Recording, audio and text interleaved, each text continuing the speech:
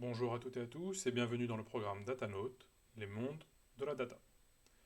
Alors aujourd'hui, on va parler de dashboarding sur Power BI. Donc, pour rappel, Power BI est un des logiciels les plus utilisés de dashboarding. Donc, l'idée, c'est de créer un tableau de bord comme ce qu'on peut voir à l'écran, qui sera interactif, sur lequel on peut afficher des graphiques en fonction de l'évolution de nos données, on pourra par la suite euh, le tableau de bord se mettra à jour automatiquement. Alors ce que j'ai créé pour vous ici, c'est un dashboard classique, c'est un modèle, une façon de construire un dashboard qui est parmi les plus utilisés. Après, à vous, c'est ce que je vous recommande, c'est à vous euh, de créer vos propres dashboards, d'aller voir ce qui se fait à gauche, à droite. Moi, ce sont mes préférences personnelles, d'avoir un peu de minimalisme dans le design et que ça soit très fonctionnel avec une certaine forme de minimalisme aussi dans le choix des couleurs. Bon, après, ça ne veut pas dire qu'il faut forcément être austère, mais bon, là, c'est juste pour pouvoir vous montrer à quoi ressemble un dashboard et comment réfléchir à un dashboard sur Power BI. Alors, petit rappel avant de parler du dashboard en tant que tel, parlons de Power BI. Il y a aussi un autre logiciel qui est très utilisé, c'est celui de Tableau, euh, qui, est, qui fait partie de la suite de Salesforce. Power BI est intégré à Microsoft. Alors Power BI arrive en version gratuite, vous pouvez le télécharger de façon gratuite, donc on peut s'entraîner totalement gratuitement dessus, mais au bout d'un moment, si on veut publier ces dashboards en ligne, il y a des versions payantes, mais on peut faire beaucoup de choses sur un dashboard sur Power BI sur la version gratuite. Alors la première chose dont on a besoin pour faire des graphiques, c'est une base de données. Donc ça c'est la première question qui se pose, c'est comment est-ce qu'on importe notre base de données. Donc on va essayer de décrire globalement ce qu'on voit à l'écran avec les différentes interfaces. Alors, ce qui nous intéresse, c'est quand on atterrit sur un nouveau fichier en général. Donc là, on a la partie fichier ici. Donc on peut importer comme d'habitude, hein, on a enregistré, etc. On peut créer un rapport vierge ici. Et on a tous nos anciens documents qui s'affichent par la suite.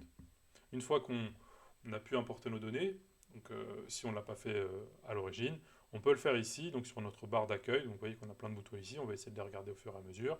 Sur la barre d'accueil, ici, on a obtenir les données. Si c'est un classeur Excel, parce que c'est la suite Microsoft, donc ils veulent favoriser leur écosystème, on peut directement importer des fichiers Excel. On a d'autres points d'entrée, etc., etc. Donc nous, si on veut importer des données, on fait obtenir les données ici. On choisit la nature en fonction de la nature de ces données. Si c'est un classeur Excel, on va aller sur classeur Excel. Si c'est un fichier CSV, on va aller sur CSV. Et il y en a plein d'autres, hein. Donc vous pouvez voir, avec les bons connecteurs, on peut se connecter à Azure, à Microsoft Fabric, à Power Platform, etc., etc. Donc il y en a d'autres, plein de services en ligne si on veut se connecter à du cloud. Euh, donc ça, c'est aucun souci par rapport à ça. Ils sont très forts là-dessus, Power BI.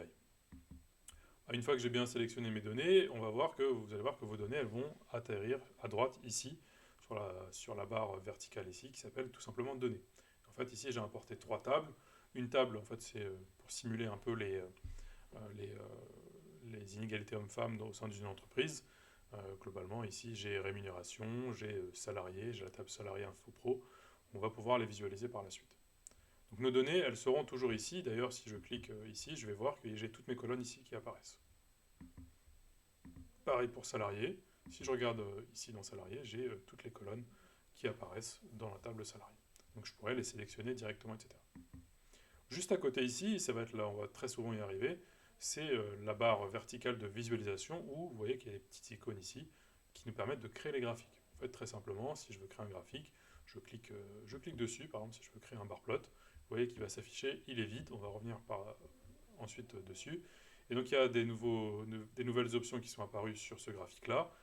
Qu'est-ce que je veux mettre en X, qu'est-ce que je veux mettre en Y? C'est assez simple, on va le voir par la suite. Je vais mettre là pour l'instant n'importe quoi, je vais mettre les ID salariés ici, et je vais mettre le sexe ici sur l'axe Y. Donc l'idée c'est de savoir globalement, bon là c'est pas très bien fait, hein, parce que j'ai fait n'importe quoi, mais vous voyez que très rapidement on arrive à un graphique.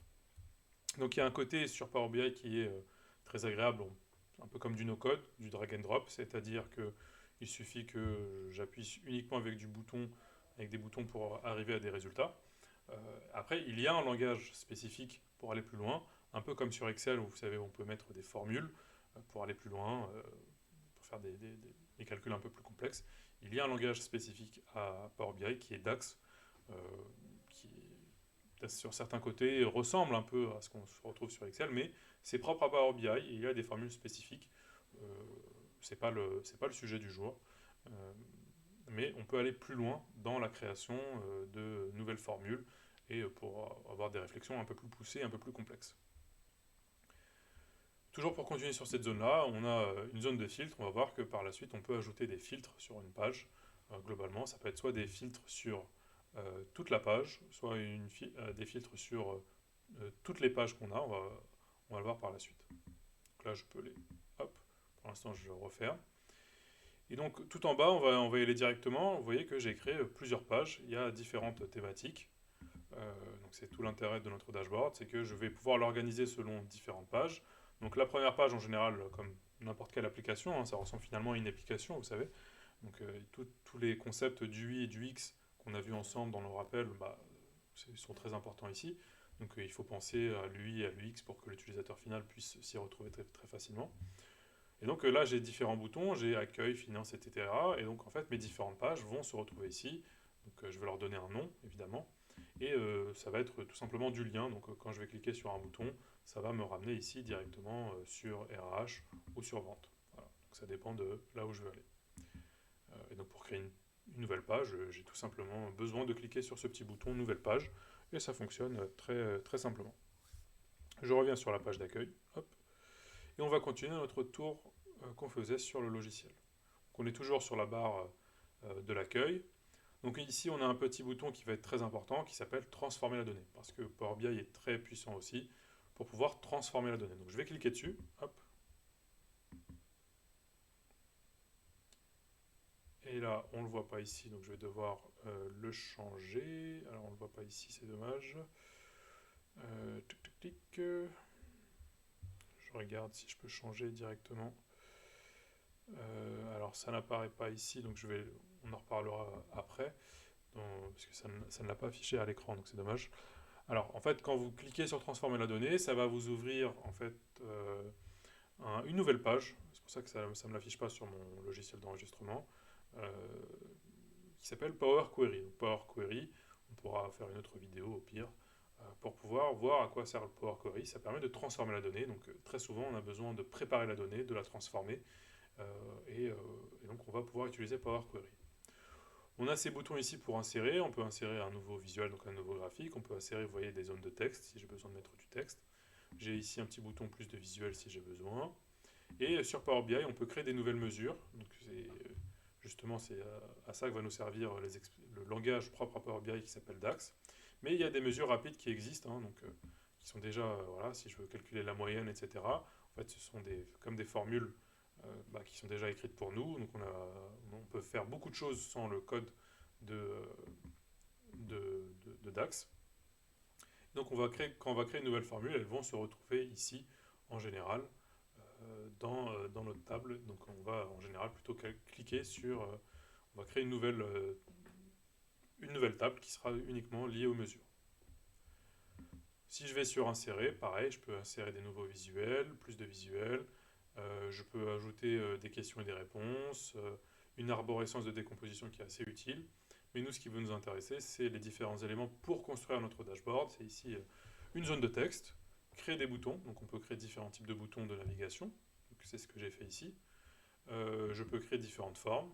Donc je peux totalement designer mon dashboard en fonction de ce que je veux. Donc soit avec des formes rectangles, rectangle arrondi, etc. Je peux y mettre des flèches, etc. etc. Donc ça c'est pour le design. Et je peux aussi intégrer des images, comme j'ai fait ici. Vous voyez, j'ai mis ici le logo d'Ideonote et surtout du programme Datanote. Donc je peux intégrer des images de façon assez aisée. Sur la modélisation, donc, si je clique ici, j'ai à nouveau nouvelle mesure rapide, je peux créer une nouvelle colonne si je le souhaite, ou une nouvelle table si j'en ai besoin. Voilà. Donc, si je crée une nouvelle table, en général je la crée ici, et en créant la nouvelle table, en général pour les mesures, c'est mieux de le faire dans une nouvelle table. Ici, est-ce qu'il y a d'autres choses? Non. Sur afficher, on a différents thèmes qui sont déjà préexistants. Donc, si je crée mon propre thème, je peux l'enregistrer et le réutiliser, donc avec mes propres codes couleurs. Je peux modifier très rapidement comme ça. Je vais tester, donc vous voyez qu'il m'a changé Alors il faudrait l'adapter, hein, parce que là il l'a fait autrement, mais voilà. Donc, j'ai différents thèmes qui existent, qui me permettent de changer très rapidement mon modèle, et c'est encore mieux d'enregistrer son propre modèle. Là j'ai un thème sombre, vous voyez, donc là c'est bon, c'est pas très beau, mais voilà, il y a des thèmes qui existent. Là c'est bon, sur optimiser, est-ce qu'il y a quelque chose? Non, c'est bon. Donc on a vu globalement cette partie principale sur la barre horizontale d'en haut. Sur la barre verticale d'à gauche, c'est très important, donc il y a le bouton, c'est l'affichage de rapport, ça va être notre espace principal de travail. Et si on clique ici, c'est affichage des tables, justement. On peut voir nos différentes tables qu'on a importées. Donc là, on les voit au format classique, donc, ligne et colonne. Donc on a ici, c'est la table des rémunérations, on a la table des salariés, on a la table des infos pro, etc. Donc en fait, ces trois tables sont liées, justement. Et donc comme on le sait maintenant avec les jointures se font sur une colonne commune. Et donc en gros, on peut joindre ces trois tables, justement, sur la colonne ID salarié. Nos jointures sont ici. Justement, si je clique sur ce petit bouton, vue du modèle, et bien en fait, Power BI le fait automatiquement en général, sinon on peut le faire nous aussi. Vous voyez que nos trois tables sont bien liées entre elles, globalement, et elles sont liées évidemment sur la même colonne qui est promotion. Voilà. C'est ce qui permet de faire le lien entre toutes ces tables. Voilà globalement, et il y a aussi tout en bas un affichage en mode bureau. Sinon on peut aussi faire des rapports mobiles qu'on peut cliquer comme ça pour voir à quoi ressemble la visualisation mobile. On peut adapter, justement si je clique ici, on peut adapter une mise en page automatique pour une version mobile. Voilà, ça permet d'automatiser ce qu'il en est. On va revenir à la visualisation sur ordinateur. Je remets juste ça ici sur accueil. Alors maintenant sur le dashboard, comment est-ce qu'on, quelles sont les parties principales auxquelles il faut penser sur notre dashboard? Alors en général, on a toujours une barre de navigation. Alors à vous de voir si vous la mettez à gauche, si vous la mettez en haut, si vous la mettez en bas. Après, il y a des us et coutumes qui sont utilisés sur le marché, donc autant s'y conformer. Et vous pouvez après développer aussi votre propre originalité sans problème. Donc il y a toujours ici une barre de navigation. En général, on va mettre le logo de l'entreprise. On va mettre les boutons de navigation, donc accueil, finance, logistique, vente, etc. Donc là, ce sont mes différentes sections qui font le lien avec les différentes pages dont je vous ai parlé tout à l'heure. Et on va mettre soit sur la même zone de navigation ou on peut la mettre ailleurs. Moi, j'aime bien la mettre au même endroit parce que j'aime bien que tout ce qui est lié à la navigation soit au même endroit. D'un point de vue de l'UX, le user experience, c'est mieux. Donc je vais avoir ici globalement mes filtres. Je peux ajouter des filtres. En gros, j'ai mis un filtre sur le sexe et sur l'année de naissance. Par exemple, si je clique ici, si je veux afficher uniquement des informations sur les hommes, je clique ici. Et donc de façon dynamique, ça va changer les informations sur mon tableau. Pareil, sur les années de naissance, c'était juste un exemple. Si je veux afficher uniquement les personnes, je ne sais pas moi, nées en 1979, j'ai les informations nées que sur les personnes nées en 1979. Voilà. Donc vous voyez que c'est tout l'intérêt d'un dashboard, c'est que c'est totalement interactif et je peux changer l'information de façon très dynamique. Donc on a notre zone de navigation, nos boutons de navigation et notre zone de filtre. On peut avoir plus de filtres. Hein. Je vous recommande, donc, comme on a vu, de ne pas en avoir énormément. Il faut choisir les plus pertinents. Ensuite, on a notre zone de graphique. Sur cette zone de graphique, en général, elle est divisée en deux. Il y a les graphiques principaux qui doivent occuper le maximum d'espace sur notre page. Et il y a les fameuses pancartes qui affichent des informations clés sur notre sujet.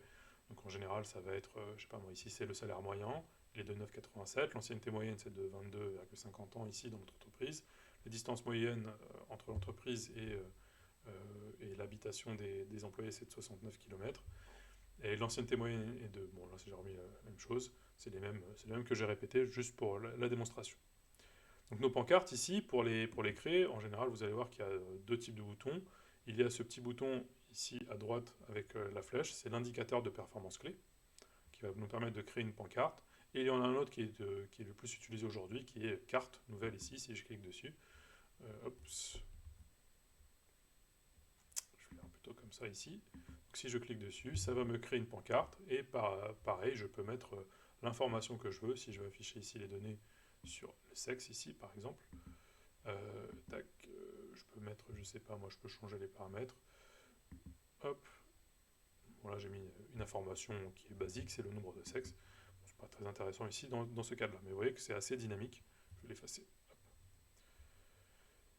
Donc voilà, il y a une zone des pancartes. En général, elle est vers le haut parce que c'est les premières informations dont on a besoin pour rentrer dans un sujet. Ça situe globalement la thématique, et même sur chaque page. Donc en gros, sur la page d'accueil, c'est en général les informations globales qu'on souhaite savoir. Et après, sur les informations autres sur les autres pages, on va globalement regarder les pancartes liées à la finance. Si on est sur la logistique, les pancartes propres à la logistique, etc. etc.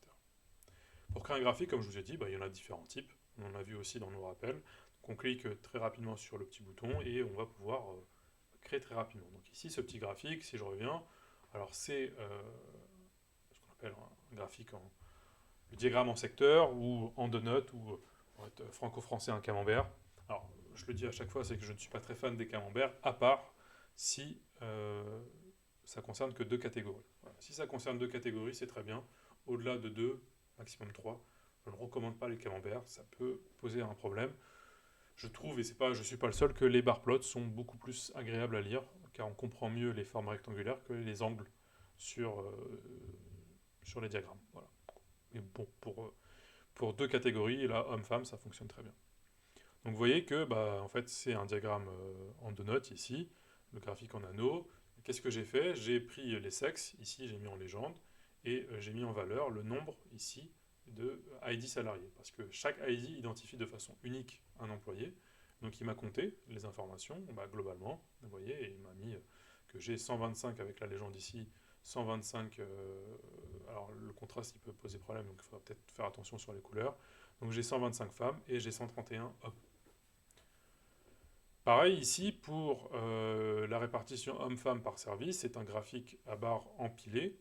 Donc j'ai mis en Y le service, donc les différents services, les services consulting, commercial, RH, compta finance, marketing, recherche et développement. En X, j'ai mis le nombre de ID salariés comme tout à l'heure. Donc il calcule ici globalement le nombre de ID salariés. Et j'ai mis en légende le sexe pour avoir, encore une fois, qui me mettent d'un code couleur les femmes et d'un autre code couleur les hommes. Alors la particularité, c'est que j'ai choisi ici le graphique à barre empilé 100%. Comme ça, le calcul en pourcentage est déjà imbriqué là-dedans. Si j'avais pris un graphique à barre normal, ici, vous voyez, là j'aurais eu l'information en brut. Donc là, c'est pas en pourcentage, j'ai bien 30 personnes qui sont femmes dans le service consulting, 39 qui sont hommes, etc. Mais si je reviens sur le graphique à barre empilé, hop, j'ai l'information en pourcentage. Pareil pour les autres graphiques, ça fonctionne exactement de la même manière. Ensuite, il y a des particularités, c'est qu'ici, j'ai calculé, c'est une donnée que je n'avais pas à l'origine, donc j'ai calculé des écarts salariaux. Et donc pour ce faire, j'ai créé ma propre mesure, justement, donc je clique dessus, vous voyez, et donc pour calculer un écart salarial, j'ai créé ma propre mesure. Donc c'est comment on calcule l'écart salarial? C'est le salaire moyen de l'homme moins le salaire moyen de la femme, divisé par le salaire moyen des hommes multiplié par 100. Et vous voyez que ces calculs-là, je les fais avant. Pour avoir le salaire moyen des hommes, je l'ai calculé ici avec une formule DAX. Donc j'ai utilisé la formule Calculate qui me permet de calculer justement sur la moyenne des rémunérations et uniquement sur les salariés qui sont de type homme. Et une fois que j'ai fait ça, bah, j'ai pu calculer les écarts. Une fois que j'ai calculé les écarts, je peux afficher ici les écarts salariaux moyens par service. Donc on voit que le marketing, il y a 20% avantagé, un avantage pour les femmes et inversement pour les hommes dans les autres catégories. Je pense que j'ai globalement tout dit sur la présentation de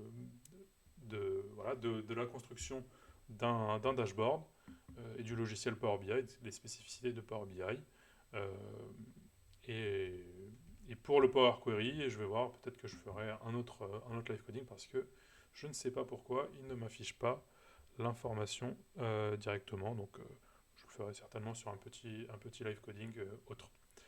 Voilà, je vous dis à tout de suite pour une prochaine démo. Alors je reprends l'enregistrement pour reparler de Power Query, parce qu'on avait un petit bug, donc autant mettre tout sur la même vidéo. Donc j'ai appuyé là sur le petit bouton transformer la donnée, donc j'arrive sur cette fenêtre de Power Query. Et donc ici, on va pouvoir faire tout type de transformation de la donnée. Donc j'ai bien ici mes trois tables. Donc j'ai plein de petits boutons ici, si je veux choisir les colonnes, supprimer les colonnes, conserver des lignes ou supprimer des lignes. Donc là, je peux décider de ce que je veux. Je peux fractionner des données. Donc je peux fractionner une colonne en deux si j'en ai besoin. Je peux regrouper évidemment des données. Je peux remplacer des valeurs par d'autres valeurs. Imaginons qu'il y avait des erreurs, justement, très souvent il y a des erreurs. Je veux les remplacer.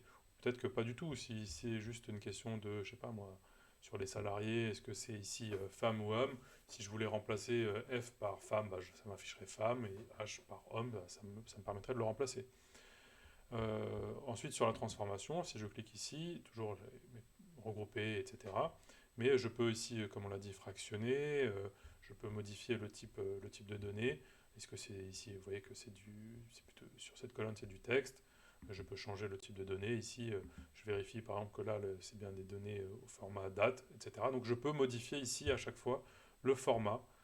Je peux cliquer tout simplement ici, par exemple, si je veux modifier, euh, pour modifier le type de données. Je peux faire pivoter aussi les colonnes si je souhaite faire pivoter les colonnes. Je peux les dépivoter, etc. Je peux évidemment ajouter une colonne. Des fois, on a besoin de calculer une nouvelle colonne. Là, typiquement, si je veux calculer l'âge, j'ai besoin de calculer l'âge à partir de cette colonne-là. Donc, ça va être l'année en cours, etc., etc.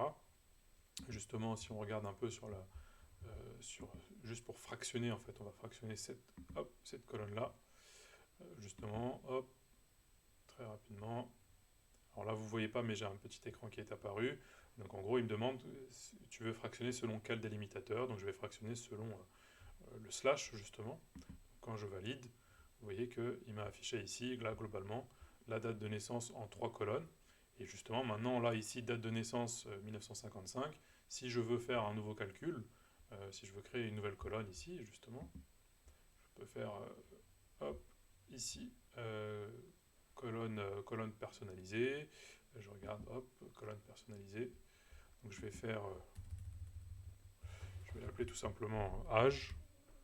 Et je vais lui dire que c'est justement cette colonne-là. Alors vous ne voyez pas, hein, parce que ça m'affiche un autre écran, mais je suis en train de lui dire de prendre juste l'année de naissance.